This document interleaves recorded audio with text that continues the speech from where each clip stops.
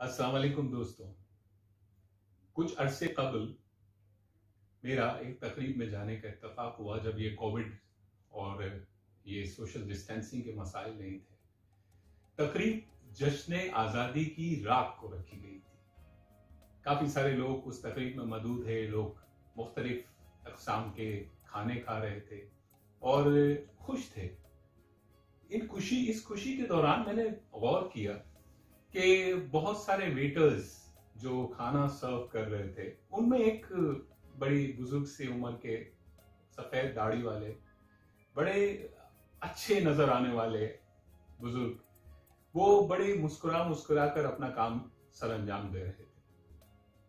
दिल में ख्याल आया जब तकरीब एक इख्तिताम के करीब पहुंची तो मैं उनके पास गया और मैंने ऐसे ही उनसे सोच के बगैर ऐसे ही मैंने उनसे सवाल किया कि ये जश्न आजादी के बारे में आपका क्या ख्याल है।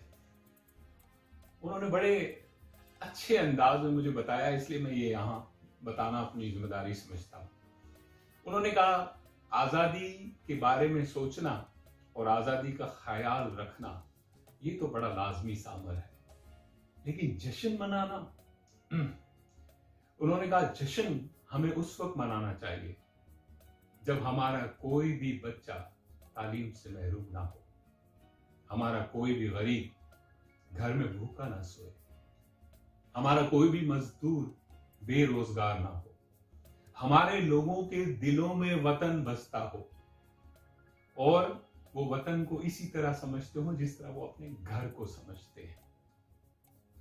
जब ये तकरीब खत्म होगी और इस तरह की दूसरी तकरीबात खत्म होती है और जब जश्न आजादी तमाम हो जाती है, रात खत्म हो जाती है, आप जानते हैं, और ये उन्होंने मुझसे कहा, उन्होंने कहा आप जानते हैं कि ये जो झंडे आपको नजर आ रहे हैं ये कचरे में फेंके जाते हैं, फिर तेज हवा चलती है और ये कचरे, ये फ्लैग रास्तों में पड़े होते हैं और हम उसके ऊपर से गुजर के उनको अपने पैरों से कुचलते हुए आगे निकल जाते हैं।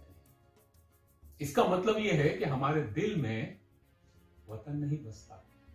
एक दिन आजादी नहीं मनाई जाती, आजादी रोज मनाई जाती है, ख्याल रोज रखा जाता है, फिक्र रोज की जाती है, वतन रोज वतन है।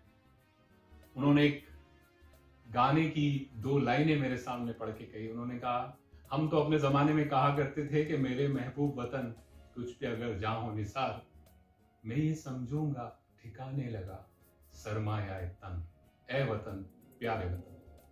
जश्न आजादी आप सबको मुबारक। अपना, अपने इर्द गिर्द के लोगों का, अपने दोस्तों का, सबका ख्याल रखें। कोविड-19 एक बीमारी है, एक मुश्किल वक्त है हमारे लिए।